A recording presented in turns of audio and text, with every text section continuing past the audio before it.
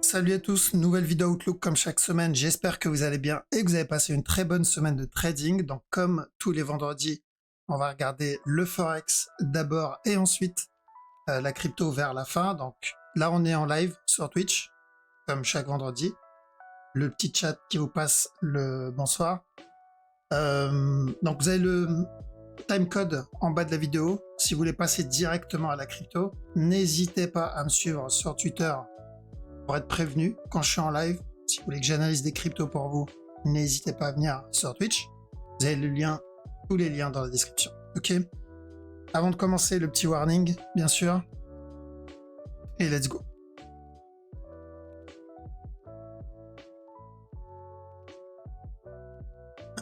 Alors, donc haut de CHF, on est toujours dans cette phase.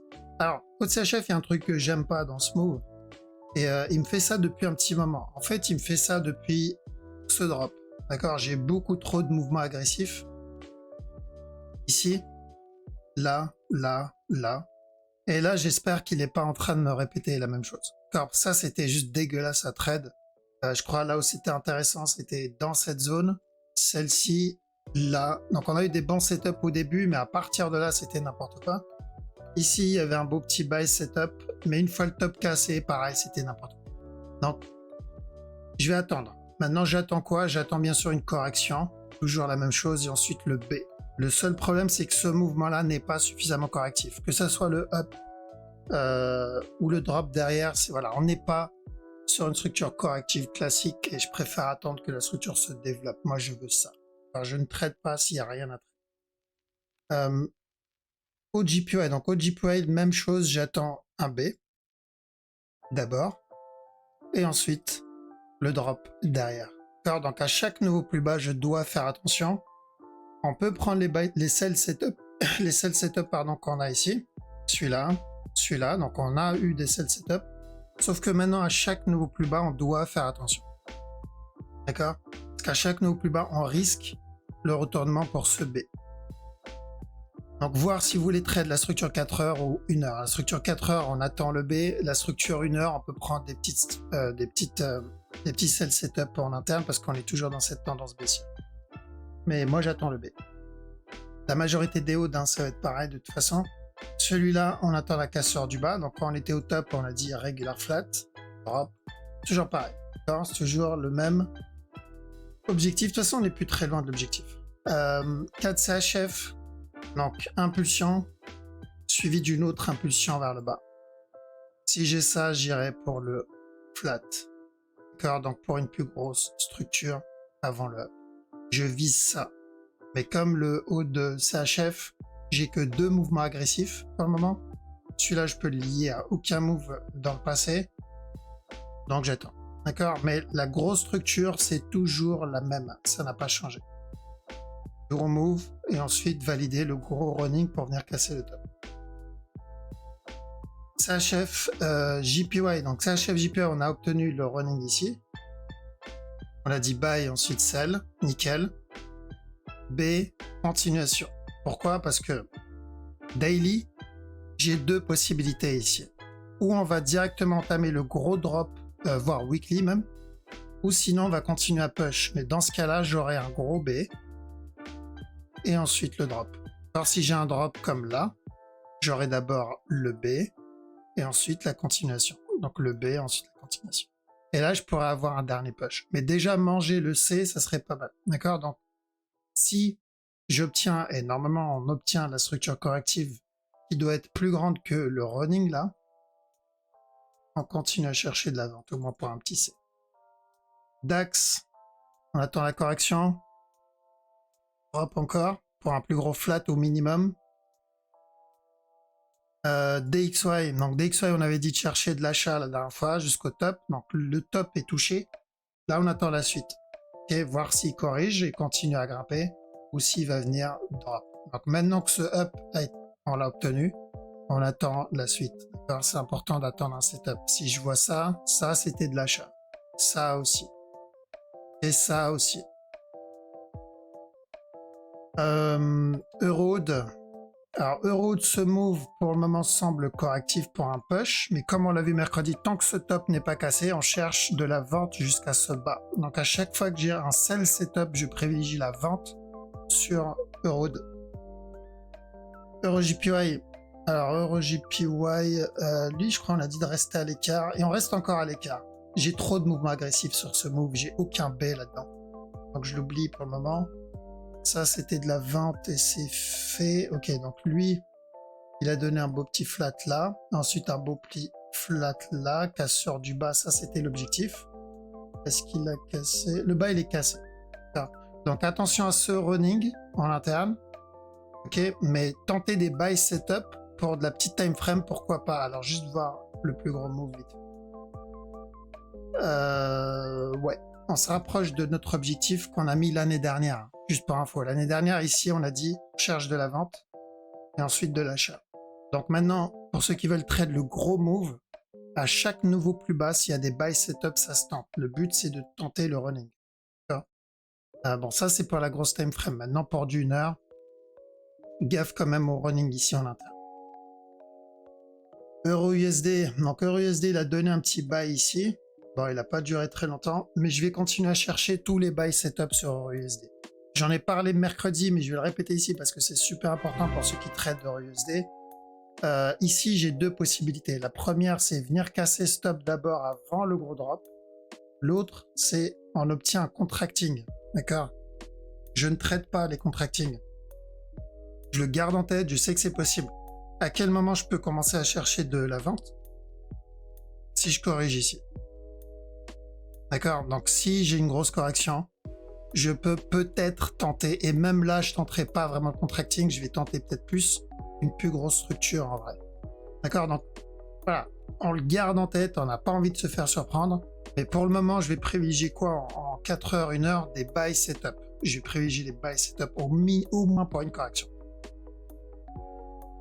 GBP Oud, il valide le petit running ici en interne, nickel. Donc s'il continue à flag, buy encore. GBP CAD, pareil. Donc après ce petit setup, là il est en train de donner un autre. Flag, buy encore. On se protège à chaque nœud plus haut. GBP JPY, donc l'objectif c'est toujours le gros running.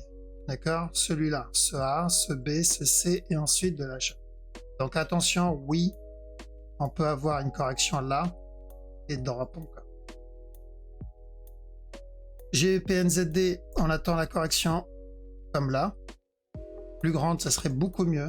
Et encore un push. Maintenant, en 1 heure, il y a peut-être de la vente. Ouais, en 1 heure, un petit sell. Tant que ce top n'est pas cassé, je cherche de la vente jusqu'à ce bas-là. Voir si vous voulez trade le 1 heure ou le 4 heures. GBP USD, on reste à l'écart. Je vois qu'il corrige ici. D'accord, donc ça vaut pas le coup parce qu'on est déjà au dernier plus bas là. NZD CHF, il continue à corriger tant que ce bas n'est pas cassé. Bas jusqu'à ce top. NZD JPY, on est sur potentiellement une fin de structure. On rentre pas à l'achat ici tant qu'on n'a pas de setup parce qu'on est toujours dans une tendance baissière. Mais le but c'est si j'ai ça, je cherche de l'achat pour un plus gros B. Et ensuite la continuation. NZD USD, je reste à l'écart de celui-là pour la même raison que mercredi. Hein. N'hésitez pas à voir la vidéo de mercredi. Celui-là, c'est du 50-50 et j'évite ça. Lui, ça se passe très bien. Donc l'objectif, c'est ce top-là. On a dit qu'on était en bas. Il y a deux scénarios. Donc là, on attend un running, mais on va voir ça après. Dans le premier scénario, il vient casser le top direct, comme on l'a vu ici. Ou il va corriger tout ce qu'il a fait, donner un plus grand move avant de casser. Pour le moment, on va sur le premier scénario. Maintenant, en interne, attention au running ici. Donc, si on voit un drop, tant que ce bas n'est pas cassé, on continue à chercher de l'achat pour un running. USD CHF, toujours le même objectif. Donc, on a dit d'acheter là, jusqu'au top. Voilà, on n'est pas loin du top. S'il corrige ici, on peut avoir un plus gros move. Après, à vous de décider si vous voulez prendre ou pas dans cette zone. Moi, j'ai pris quand même une partie des profits. Objectif atteint sur USD JPY, donc on a dit de chercher de l'achat jusqu'au top, c'est bon, on l'a eu. Maintenant on surveille la suite. Est-ce qu'il va me corriger là avant de monter? ou est-ce qu'on va déjà entamer une plus grosse correction, c'est-à-dire le drop qui viendra casser ce bas-là.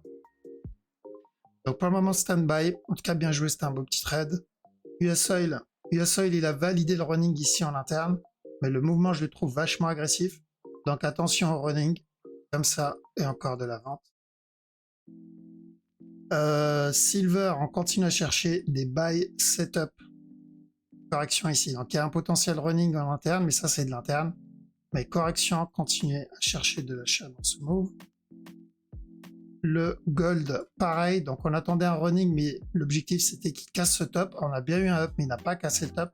Donc faut faire attention, on peut déjà être en train d'entamer une nouvelle structure. Mais l'idée est la même.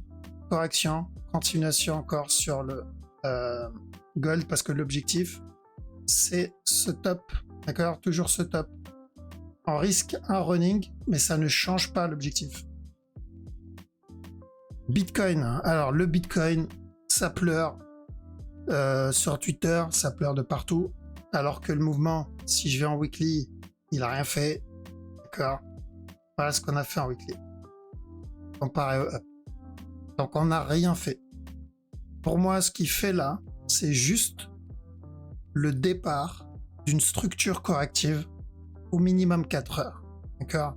Donc c'est zéro surprise. Ça, on l'a vu il y a longtemps déjà. On a dit dès que s'il casse ce bas, on ira pour au minimum une plus grosse correction. D'accord. Et au pire, dans le pire des cas, vraiment le pire des cas, c'est le gros running flat avant la continuation. Donc est-ce que je pense que le Bitcoin va monter là tout de suite? Je pense pas.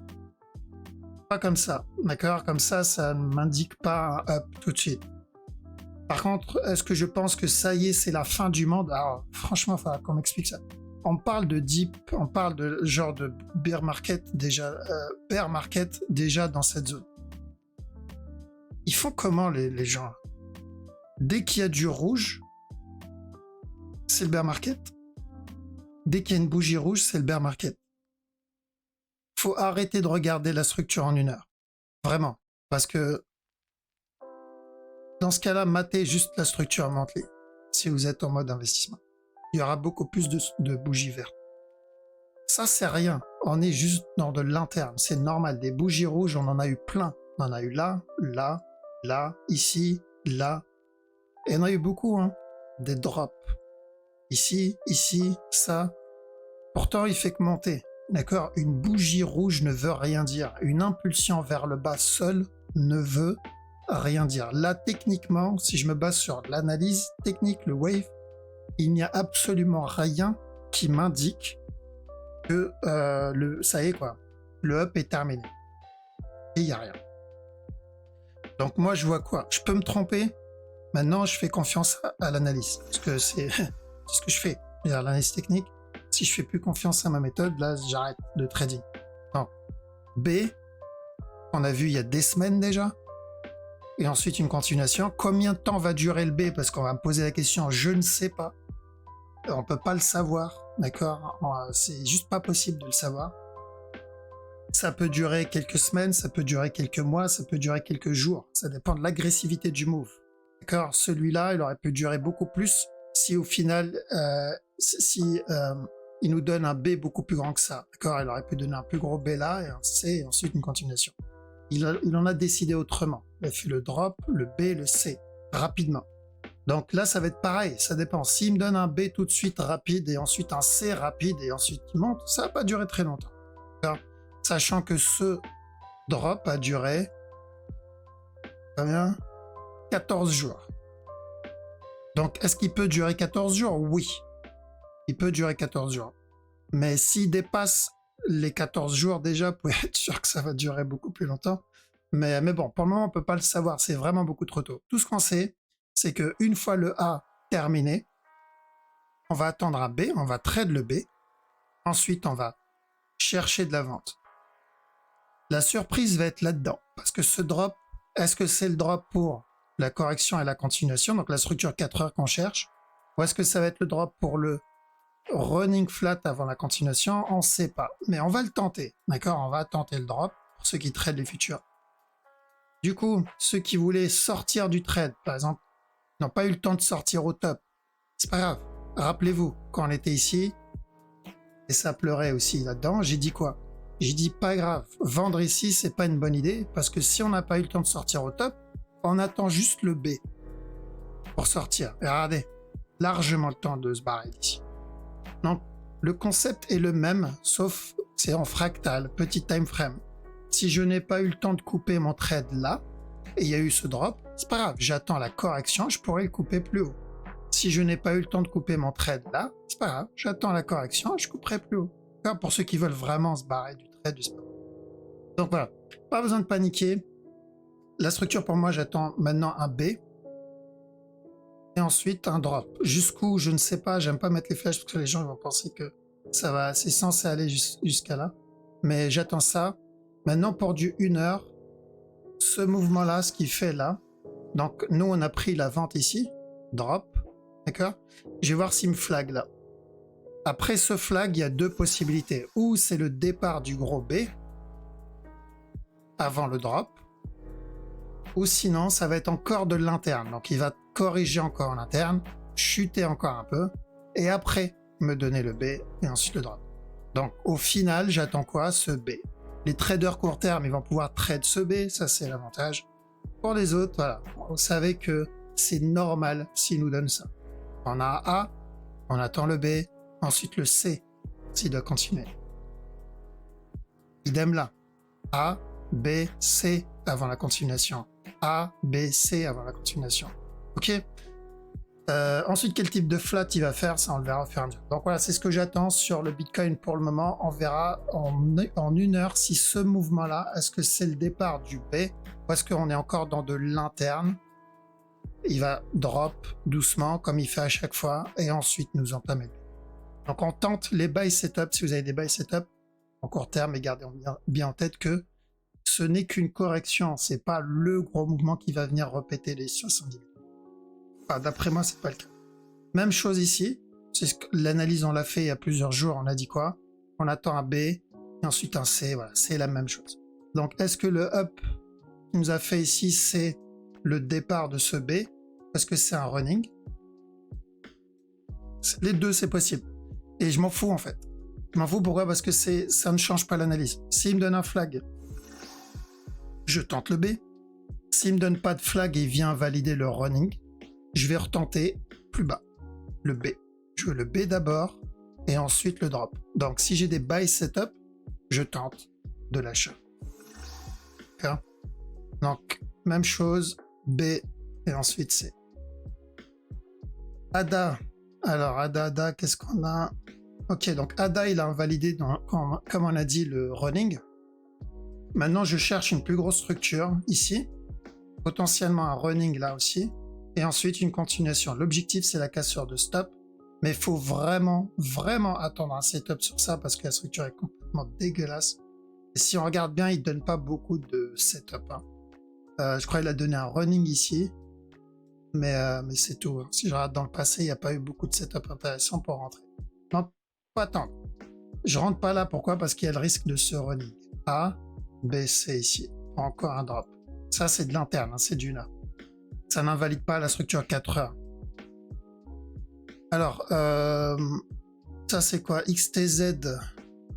Même chose sur XTZ, mais le mouvement n'est... Alors déjà, running c'est fini. Hein.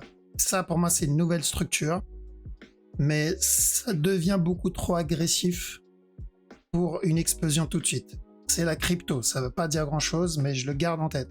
Donc c'est ou buy directement une fois que ce drop terminé, ou on va avoir un plus gros B, en gros c'est ça. Un B, un C et ensuite le buy. Donc ce bas est important. En interne le running est invalide, donc du coup on peut plus le garder le bas, même s'il le casse, ce bas là ça n'a plus d'importance à cause de ce qu'il a fait ici. D'accord, donc là en gros on zappe la structure 1 heure et on est en train de se concentrer plus sur la structure daily. D'accord. Et là, c'est agressif. Donc, je reste à l'écart du XTZ, sauf s'il me donne un bon setup d'achat. Contrairement à ADA, il en donne. DOT. Ok, donc DOT, buy. DOT. DOT, j'ai cherché des buy setup. Alors, il y a deux possibilités, et c'est les mêmes que le Bitcoin. et l'Ethereum. Donc c'est où on valide un gros running ici, d'accord? C'est la seule différence. Mais je pense pas. Je pense que le running, on l'a déjà fait en interne là-dedans, là. C'est qu'on a anticipé. Dans ce cas-là, c'est B, C, d'accord, avant le plus gros move. Ou sinon, le gros move tout de suite, avant la continuation. Je vais mettre les deux directions. Donc, correction. En fait, c'est la même analyse que le Bitcoin, mais vraiment la même analyse que le Bitcoin. Donc, c'est ce qu'on va attendre. Si j'ai des buy setup, ça sera pour un B. Je vais viser un B, je vais pas viser la cassure du directeur. BNB, même chose. Gros B, C pour la continuation. Ça, c'est dans le cas où il ne valide pas le regular flag. Encore une fois, ça va dépendre du Bitcoin. Car la direction est la même, si on regarde bien, c'est juste l'amplitude qui n'est plus la même. Moi, je préfère la deuxième. Pourquoi? Parce que je vais pouvoir acheter plus bas. Mais en tant que trader, ça nous va. Même ça me va très bien. C'est du trading court terme. Mais pour le moment, je vais pour le premier scénario. C'est on va chercher le B, le C et ensuite la continuation. Je vais viser ça. Je vais viser toujours le petit scénario. Et si j'arrive à choper le grand, bon.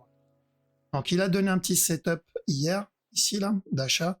Là, il va falloir attendre un autre un peu plus grand si on veut continuer à rentrer dedans.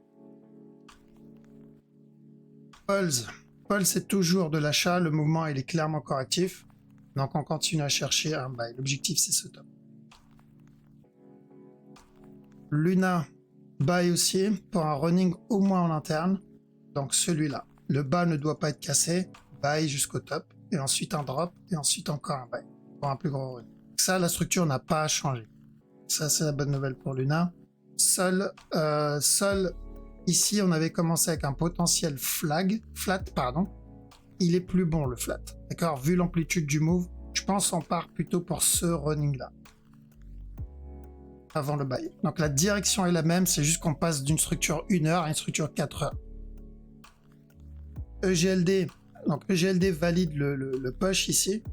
Du coup, je m'attendais à un dernier plus bas d'abord. Ça. Et lui, là, j'attendais ce qu'il casse ce bas-là. Ce qu'il n'a pas fait avant le up. Bon, un up, c'est un up. La structure long terme a pris le dessus. Enfin, la structure 4 heures a pris le dessus sur celle de 1 heure. Maintenant que le top est cassé, on fait attention. Pourquoi? Parce qu'il y a toujours le risque de celui-là. Ce running-là. Moi, celui je l'attends. Donc, je trade de GLD en petite time frame en futur. Mais je ne réinjecte pas tant que j'ai pas vraiment une plus grosse structure que ça, là. Donc ça serait parfait. C'est la prochaine étape qu'on va attendre sur EGLD. Ok, voilà, je pense qu'on a fait le tour. Du coup, on fait attention sur le Bitcoin parce que s'il y a du up, pas besoin de s'exciter. Pour moi, le up qu'on va avoir, si on l'a tout de suite, c'est juste un B. D'accord? C'est une correction du drop qu'il a fait. Chaque mouvement doit corriger. Là, il a fait un mouvement agressif vers le bas, où il doit corriger ce mouvement agressif vers le bas. Et ensuite, chuter encore pour terminer la correction du mouvement agressif qu'il a fait vers le haut. Et après, continuer. Alors, c'est très simple. C'est vraiment simple. En fait, c'est clairement la routine. Si vous remarquez, si vous regardez mes vidéos depuis le début, on fait que répéter la même chose encore et encore. C'est juste du CTRL-C, CTRL-V. Et tout ce qu'on a à faire, c'est de changer de time frame, en fait. C'est tout. D'accord? Donc attention, ceux qui veulent quitter le trade, bon bah profitez du B. Maintenant, moi ce que j'ai fait, c'est que j'ai réinjecté, j'ai racheté c'était à combien je crois? 56. Donc j'ai racheté du Bitcoin à 56. Et après le B, s'il redrop, je vais réinjecter encore. Pour moi, ça c'est une opportunité pour réinjecter, avoir plus de Bitcoin. Voilà, donc je vous laisse ici. Passez un très bon week-end, passez une bonne soirée. Je vous dis à la prochaine. Ciao.